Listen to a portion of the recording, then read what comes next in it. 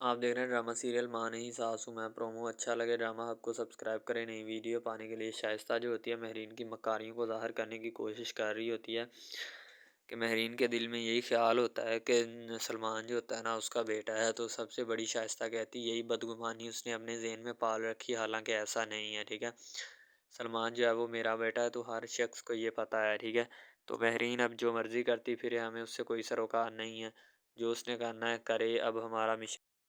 सलमान जो होता है वो सारी डिटेल मांगना चाहता है, तो अदरीस जो होता है ना कहता है कि बेटा आप फ़िलहाल इसके बारे में कोई डिस्कस नहीं करते। तो सलमान कहता है कि डिस्कस करते हैं ना।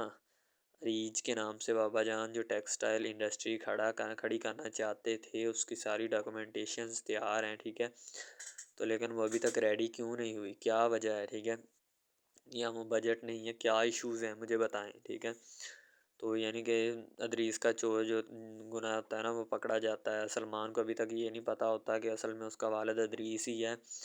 तो बाकी जो उसका साथ अपना जो सलमान अपना वालिद जिसको समझ रहा होता है ना वो उसका ताया होता है, यानी चाचा होता है। तो अदरीस कहता है कि बेटा जान इसी में सारा कुछ है। तो यानी कि हल्की हल्की आवाज़ में, दबी दबी आवाज़ और छुप छुपे चेहरे से कहने की कोशिश करता है।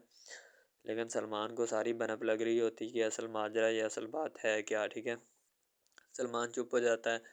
सलमान फिर नीचे से फ़ाइल निकालता है और उसके सारी डॉक्यूमेंटेशन जो होती है ना वो निकाल के बताता है अपने अदरीस चाचा को कि आप देखें ये सारी फ़ाइलें तो वो यहाँ है पड़ी। ठीक है, तो फिर से उसका झूठ बेनकाब हो जाता है अदरीस का। लेकिन अदरीस जो होता है ना झूठ पे झूठ मारे जा रहा होता है। वो सलमान को किसी न किसी तरीके से इस बात में वादा करना चाहता है कि उसको पता ना चले कि आखिर वजह है क्या, या असल मामला क्या है। ठीक है, तो सलमान जो होता है ना उसे कहता भी है कि अंकल आप सीधी बात बताएं मुझे।